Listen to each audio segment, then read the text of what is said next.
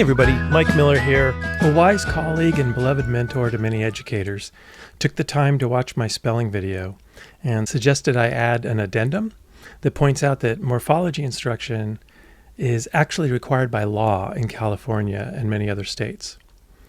They suggested I ask parents if they see evidence of this instruction in their children's learning.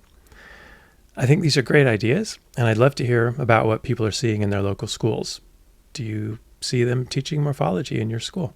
Please comment or email me. Digging in a little, I saw that California, along with 29 other states, adopted the Common Core state standards as written. So by law, morphology should be taught in at least 30 states. But there's a problem. I have a very different idea of what teaching morphology means than what I see in the standards. The standards reflect a view that morphological knowledge is important and may be helpful once basic decoding skills are in place. Unless I'm out of date, this is a fair reaction to the current science with a dab of common sense. The science showing modest or minimal improvement from morphological interventions, and the common sense being that anyone exposed to morphological information about English words is likely to go, yeah, that's useful, interesting information. But there's a real problem here. I'm not calling for morphological interventions, but it is very difficult to study a sea change to basic instruction responsibly. Which kids get the unproven approach? How can that possibly be responsible? So the standards mention morphology twice, in 4th grade and in 5th grade. By the time you're in 4th or 5th grade, I believe massive, utterly unnecessary harm has been done to dyslexic learners. Harm based in misinformation. To be fair, there's also instruction about prefixes and suffixes in 2nd and 3rd, but that is clearly a sort of benchmark moving beyond the fundamental phonetic decoding that it is clearly assumed must be fully mastered first. Dr. Linnea Airy describes orthographic mapping as the fundamental process of moving through stages from speech to print, understanding that letters represent sounds and that spellings of particular words are fixed and not newly encoded each time they're written. Orthographic mapping should have happened by the end of 1st grade, and a rising 2nd grader should know at least 300 words that can be spelled and recognized instantly. But Dr. Airy has recently described morphological awareness, morphographic units specifically, as part of the process of orthographic mapping.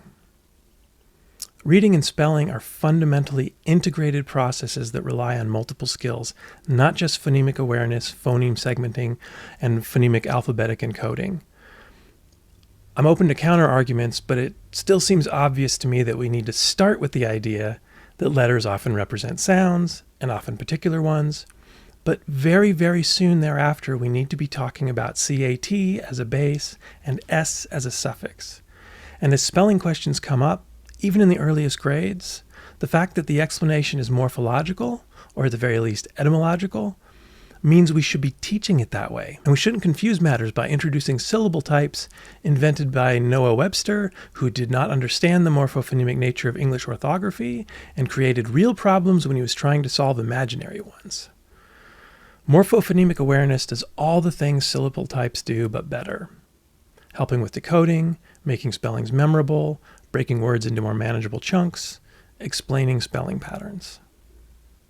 So, I'm grateful that the Common Core standards have used the might and authority of the state to require morphology to be part of English language arts in public schools. But I don't think it's in its proper place yet.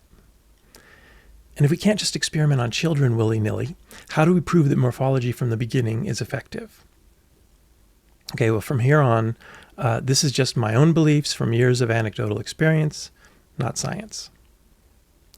First, by emphasizing phonics instead of morphophonics, we deny dyslexic kids access to their strengths when they need them the most. Instead, we hammer away at their most challenging area, artificially isolating it and giving them the impression that this is what reading is. We systematically prove to them that they are not smart and that school is not for them, in ways that they carry into life, no matter how much we or they eventually try to contradict that message. I am freakishly confident that shifting to morphophonics will dramatically reduce the impact of dyslexia in our classrooms. I think it'll go from about 1 in 5 students now to more like 1 in 20 or 1 in 25. I dare you to prove me wrong. Second, I believe teachers need to understand that this is not an intervention. This is not a cool new way to teach things that teachers already know. Coming to interact with words morphophonemically is a sea change in our brains. So no, we can't experiment on children, and I don't believe the teachers in such experiments would be likely to be teaching morphology well anyway. I think a lot of us are skipping a step. I urge everyone who works with children learning to read, write, and spell, don't try to teach English morphology right away. Don't get an SWI book and run into the classroom and just give it a go. Unless you're an absolute ninja at modeling a growth mindset and are 100% comfortable learning alongside your students, making mistakes in front of them and analyzing those mistakes to find out how you were smart and how you were confused or unaware in making each mistake. The vast majority of us need to be students of morphology first. We need to play in this weirdly unexplored landscape of sensible patterns and amazing stories. We need to play with an abandon and enthusiasm that makes urgency unnecessary. Because it is urgent, but we will learn more efficiently if we are following our hearts and our curiosity than if we scramble under the lash of our inadequacies. And we mustn't bring that toxic energy into the classroom anyway. It repels kids because we're focused on the curriculum instead of the kids. I guess that's it. So, hooray, morphology is in the curriculum. Oh no, it's not doing what it really does. It's not being taught as the integrated thing that it is, and therefore it's not having the impact that it would. Let me know what you think. Mike Miller, MikeCanHelp.net @gmail.com. Yeah, bring it.